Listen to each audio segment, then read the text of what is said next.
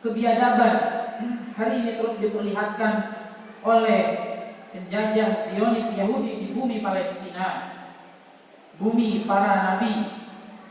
Ini semua bisa terjadi karena para penguasa negeri Islam senantiasa diam, hanya pandai berbasa-basi, mengecam dan mengutuk tanpa memberikan bantuan militer secara langsung kepada para pejuang Palestina. Padahal sebenarnya Zionis Yahudi itu lemah, tidak sekuat yang dimitoskan.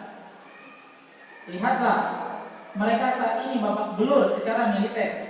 Bahkan Menteri Keuangan Zionis menyatakan mereka rugi sebesar 3,9 triliun rupiah per hari. Mereka habiskan dana sekitar 793,5 triliun rupiah untuk memerangi Hamas.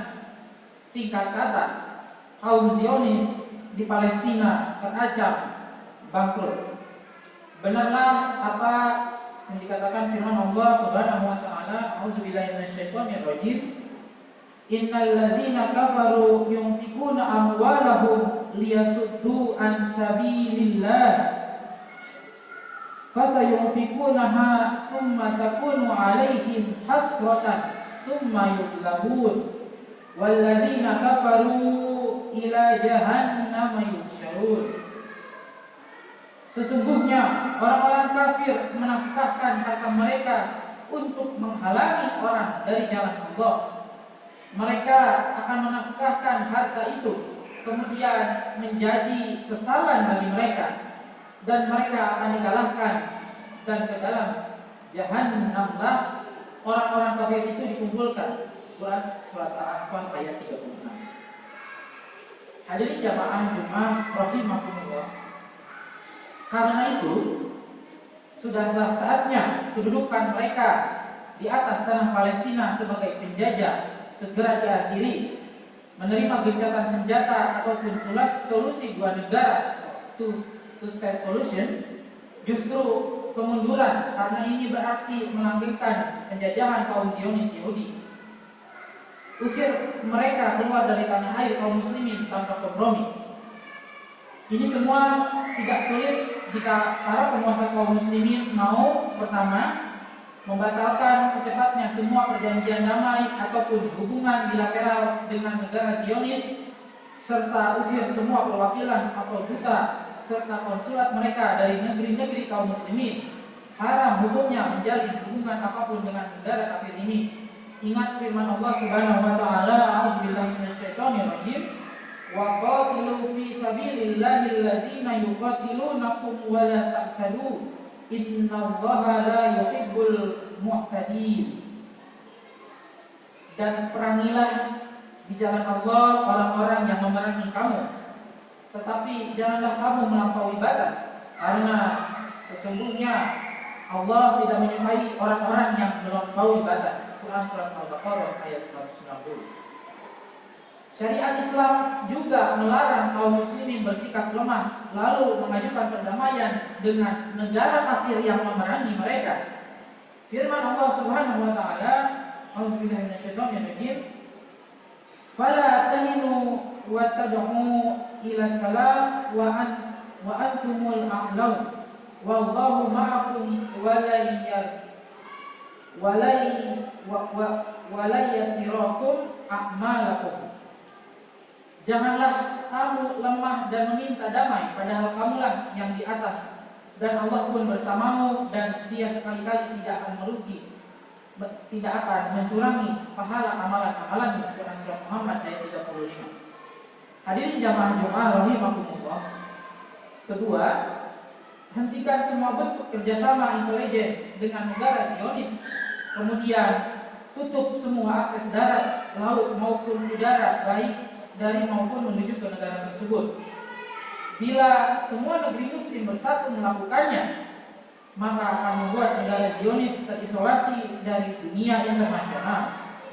Ketiga, hentikan pasokan minyak bumi. 90% minyak Zionis disuplai oleh negeri Islam. Penghentian ekspor akan melumpuhkan mereka. Keempat, boikot semua bentuk kerjasama dengan mereka. termasuk aktivitas perekonomian dan kebudayaan, ekspor impor, termasuk transaksi yang lain.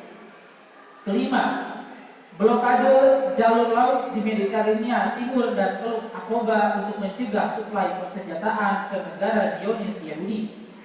Inilah jalur yang digunakan Zionis.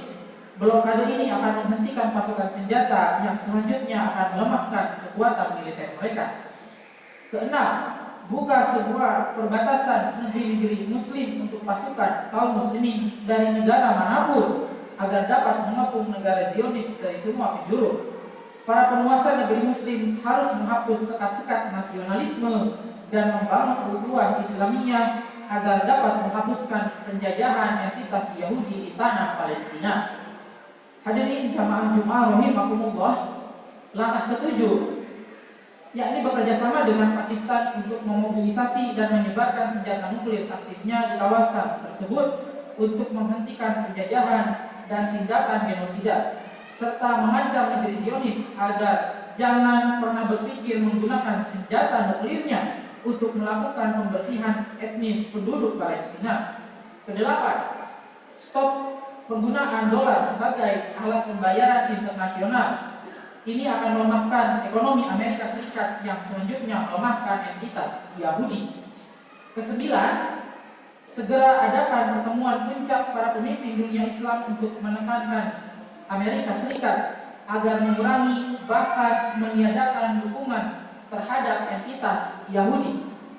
Kesepuluh, melepaskan diri dari berbagai aturan internasional yang sering dipakai negara-negara barat sesuka hati untuk kepentingan mereka.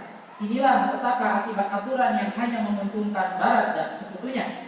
Hadirin jamaah Jumat rahimakumullah, kaum muslimin harus bertindak sesuai dengan hukum Islam, bukan peraturan internasional manapun, termasuk Declaration of Human Rights. Allah Subhanahu wa taala telah berfirman, "Afa hukmal jahiliyyati yabghun wa man ahsanu minallahi hukman liqaumin yuqinun."